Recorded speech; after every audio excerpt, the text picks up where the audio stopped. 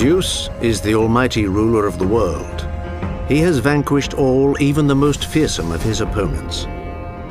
He has avenged his mother and won all of the wars. He reigns supreme over both the mortals and the gods of the pantheon.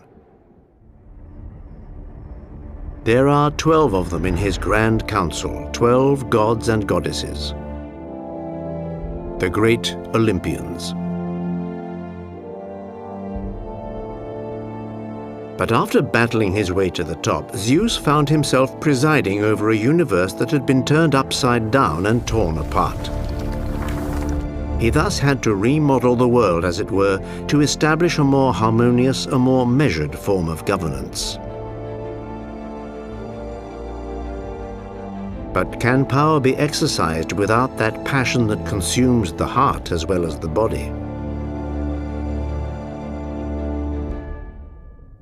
The truth of the matter is that Zeus liked to seduce. It was in fact through his many wives and mistresses that he would strengthen his own power. Zeus would acquire the assets of each of his conquests.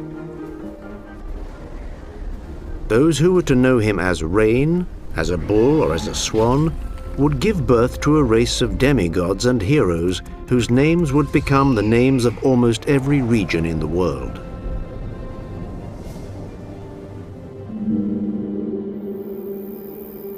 Zeus's amorous adventures were thus more than just romances. It was through his love interests that the master of Olympus indirectly imposed his authority, an authority that was based on the institution of laws and norms that had to be obeyed. Any transgression was severely punished. So in a certain way, Zeus combined love with order.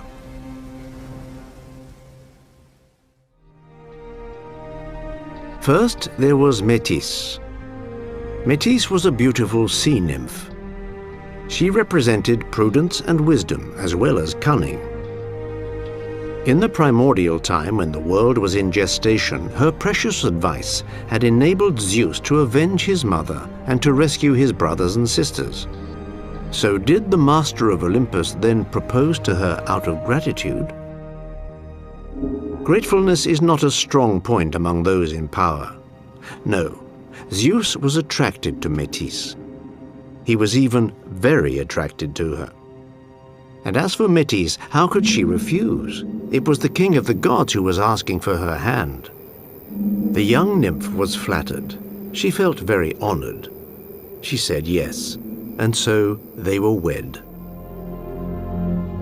Their post-nuptial bliss knew no bounds until one day an oracle revealed to Zeus that after giving him a daughter, his wife would bear him a son, and that the boy would later dethrone him, as he himself had dethroned his own father, Cronus.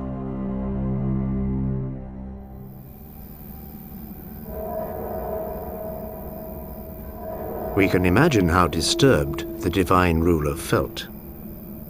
And so, in order to keep such a scenario from happening again, when Metis told him she was pregnant, Zeus challenged her to what was, to say the very least, a rather unusual contest. He dared her to outdo him by turning herself into different creatures.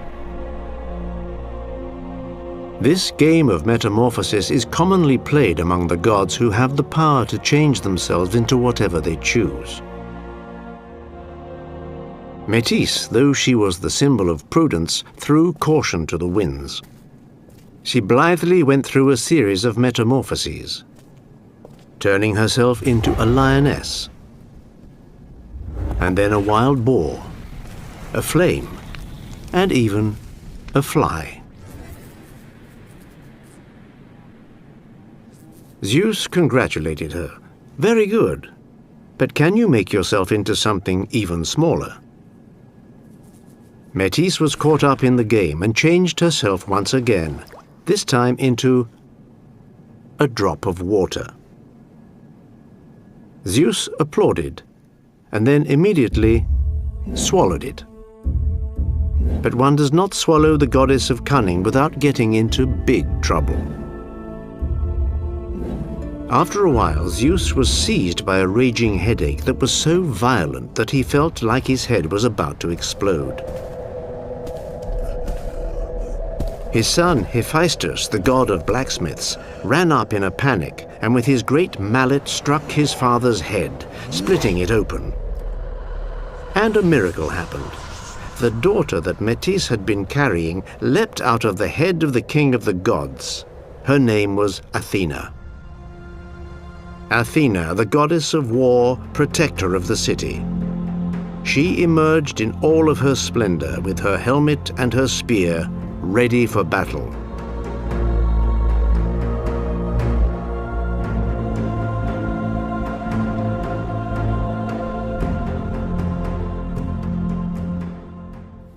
Rhea, Zeus's mother, became aware of her son's lustful tendencies. She sensed that his romantic and sexual volatility would lead to disastrous consequences. So she forbade him to remarry. She forbade him? How dare she? Had she forgotten that she was speaking to the master of the universe? Zeus took offense and threatened to rape his progenitress then and there. Rhea was unimpressed. She changed herself into a serpent, ready to pounce on her son. Zeus did the same thing. He turned himself into a male serpent and, entwining his mother in an indissoluble knot, carried out his threat.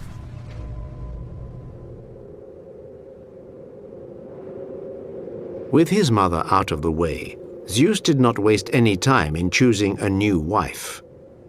And he did not choose just anyone. Through Metis, Zeus had acquired cunning and prudence. What he lacked was a sense of equity, a sense of justice. He therefore set his heart on the venerable Themis, a Titanide. Themis was the goddess of justice. She and Zeus would have 15 children together.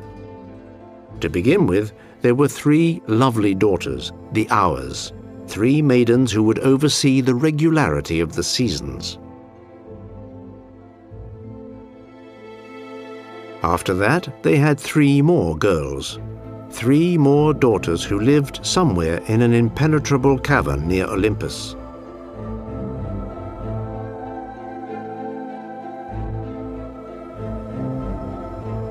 Three beautiful women with vacant eyes.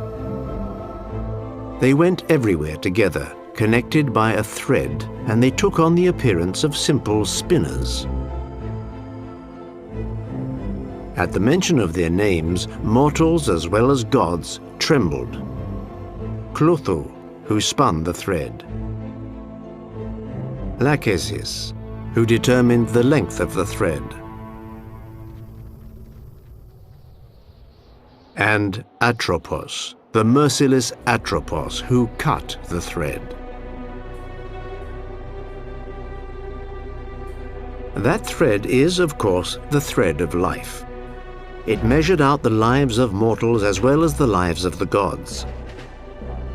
The 3 maidens were called the Morai by the Greeks, and later on the Parcae by the Romans.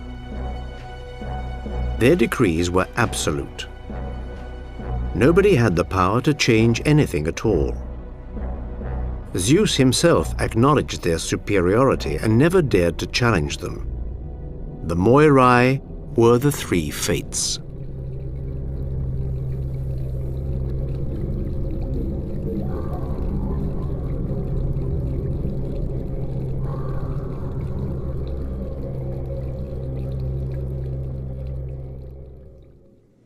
It wasn't long, however, before Zeus repudiated Themis, although he kept her by his side as a sort of counselor.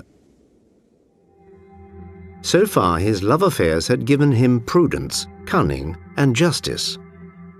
But what is a king without a queen? It was time to choose a queen.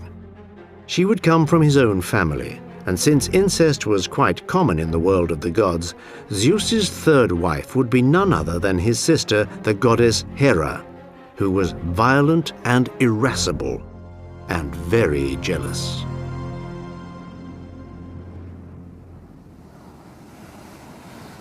Brother and sister would be wed in secret on the island of Samos.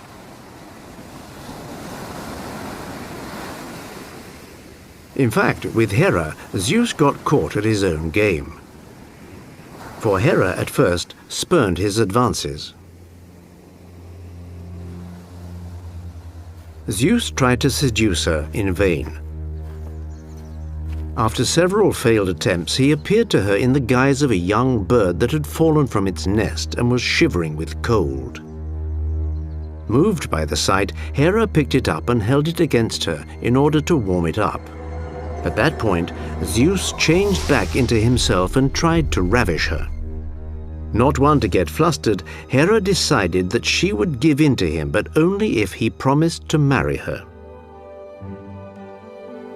Zeus, unable to contain his desire, agreed, and the beautiful goddess would lose no time in reminding him of his vow.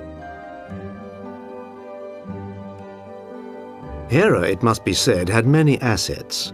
Her beauty may have been a bit severe, but she took pride in her appearance and was known as the goddess of the white arms.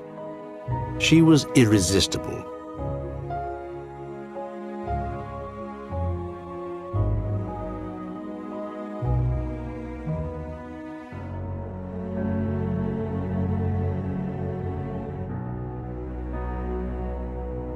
His marriage to Hera, which in a way had been forced upon him, and the beauty of his wife, did not stop Zeus from pursuing his amorous affairs, which he did with a very precise aim in mind.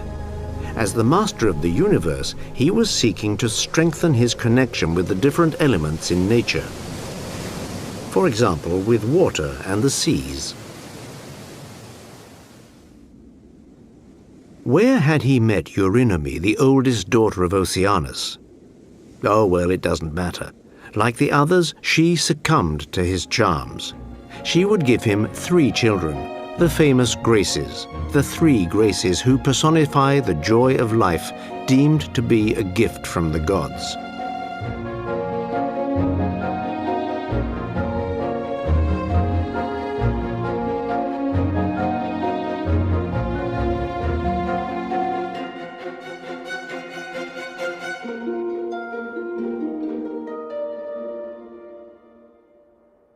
Later, Zeus would spend not less than 9 nights with another Titanide, the beautiful Mnemosyne, or Memory, who would give him 9 daughters, the Muses.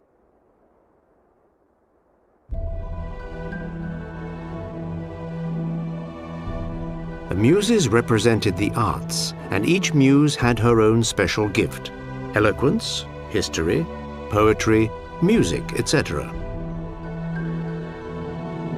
The Muses divided their time between Mount Olympus, where they entertained the gods with their talents, and Mount Helicon, where, it was said, there was a spring that was a source of poetic inspiration.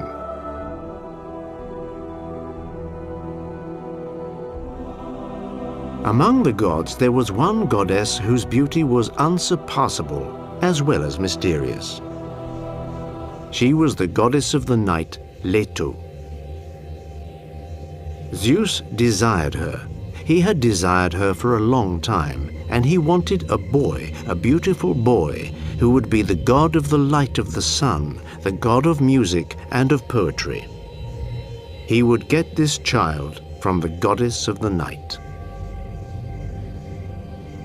Had he forgotten Hera, his wife, who was as vengeful as she was jealous? Leto was a mistress that Zeus regularly honored with his favors. She soon became pregnant with twins. But the Queen of Olympus, exasperated by her husband's latest escapade, sent Python, a monstrous serpent who rose out of the depths of the earth, to pursue poor Leto. Hera also decreed that Leto should never find rest in any land on which the sun shone. The unfortunate goddess was forced to wander endlessly all over Greece until she finally came, when she was already in the throes of labor, to a small island in the Aegean Sea that agreed to give her asylum.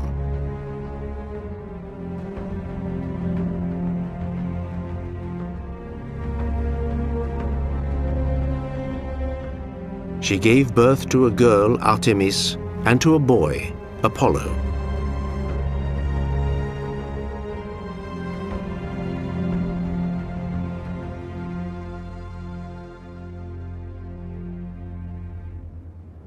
But Zeus's wandering eye did not only fall upon goddesses. Women, mortal women, also stirred the heart of the god of the gods. And that posed more than one problem. First of all, because it is not in the order of things for gods and mortals to mix. And secondly, because a mere mortal cannot look upon the divine glory of a god. But Zeus had fallen passionately in love with one woman on earth, one woman in particular. She was the daughter of the king of Thebes. Her name was Semele. In order to woo her, Zeus had no choice but to appear to her in the guise of a handsome prince.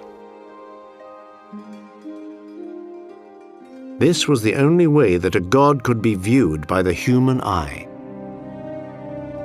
The problem was that our divine philanderer was still married to Hera, and she furiously disapproved of this new romance that was developing between her husband and Semele.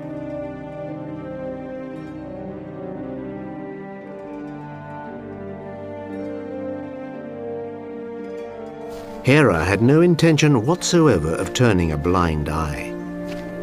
She took on the appearance of Semele's old nurse, an elderly woman whom Semele loved and trusted, and went to see her.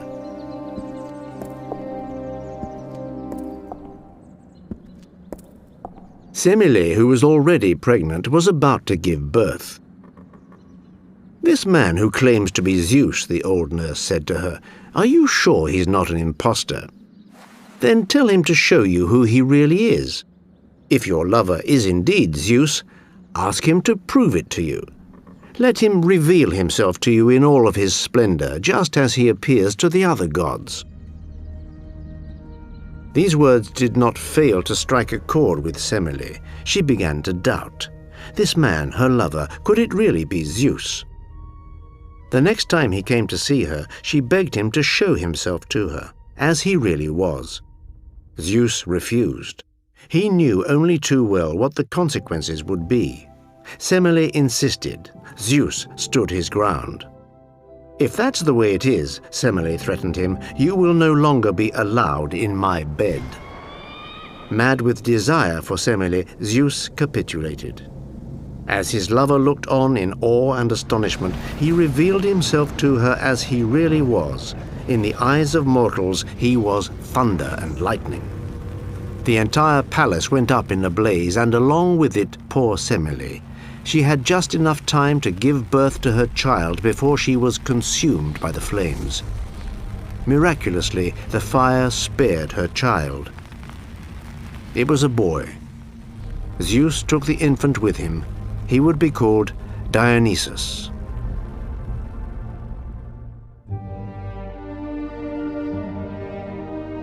Clearly, Zeus could not sleep with mortals without employing incredible stratagems.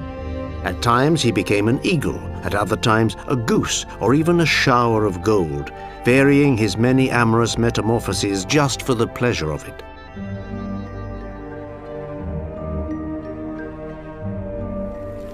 On seeing an exquisite young woman playing on the beach, Zeus felt his heart throb wildly once again.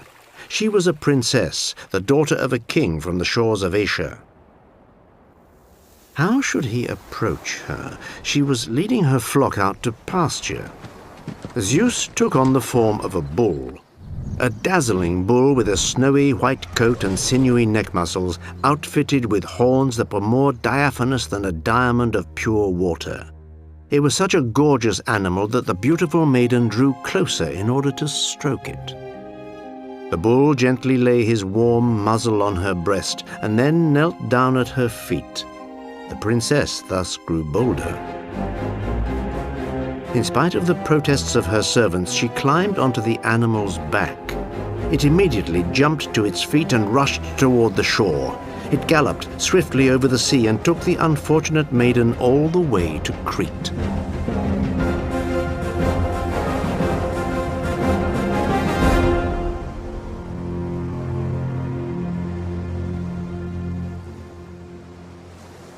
Once there, Zeus changed back into human form and then satisfied his desire. The princess from Asia who would live here in Crete from now on was named Europa.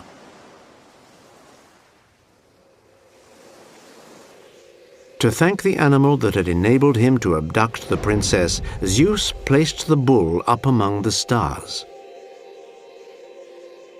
Keep your eyes on the sky. Not too far away from here is the Big Dipper. Its real name is Callisto. In Greek, Callisto means the most beautiful. It is therefore hardly surprising that Zeus fell head over heels for this nymph.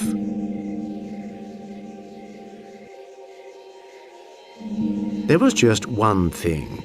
She was one of the servants of the goddess Artemis. Artemis was the goddess of hunting. She was also the goddess of virginity. Callisto had thus taken a vow of chastity. No man was allowed to get near her or her companions, who were all virgin huntresses. The last man who transgressed the rule was a hunter named Actaeon, and he was punished in a most dreadful way. Artemis changed him into a stag who was devoured by his own hounds.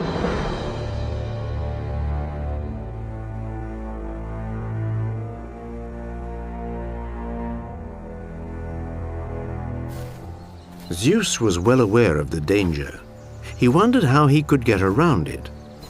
Who would Callisto trust without any suspicion whatsoever? The goddess she served, of course, Artemis herself. So he approached his heart's desire disguised as the divine huntress. And there he was, or rather she. What Callisto saw was her mistress, who was making eyes at her and covering her with voluptuous caresses. Callisto's body trembled and then gave itself up.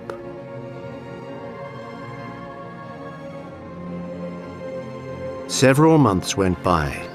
Callisto noticed with astonishment that her belly was growing.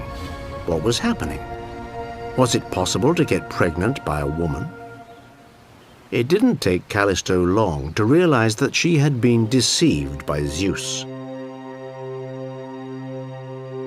If, by some misfortune, Artemis were to find out, that would be the end of her. A terrified Callisto desperately tried to conceal her pregnancy in any way she could. She kept herself hidden, wore larger and larger garments. But one day when she was bathing in the river, Artemis, the real Artemis, discovered the truth. Callisto had gone astray. It didn't matter whether she'd been tricked into giving in by a god or a mortal. She had to be punished. Sensing the goddess's wrath, Zeus, who was worried about Callisto's unborn child, immediately turned his lover into a bear and hid her away in the mountains. But he underestimated Artemis's abilities. Was she not, after all, the goddess of the hunt? Weren't her attributes a bow and arrow and her quiver? It only took Artemis a few hours to find Callisto, and without any hesitation, she shot the she-bear through the heart with an arrow. Callisto was dying.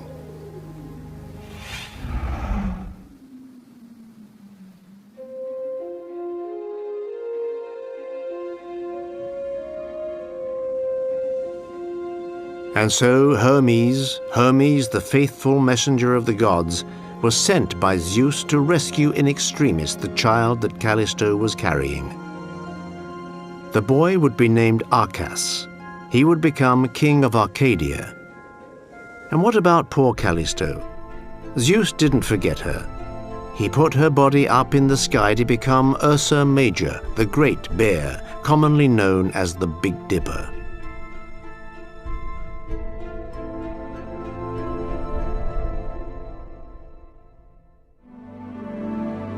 Zeus's amorous conquests were countless. From the goddesses, Zeus sought to acquire the virtues that he lacked.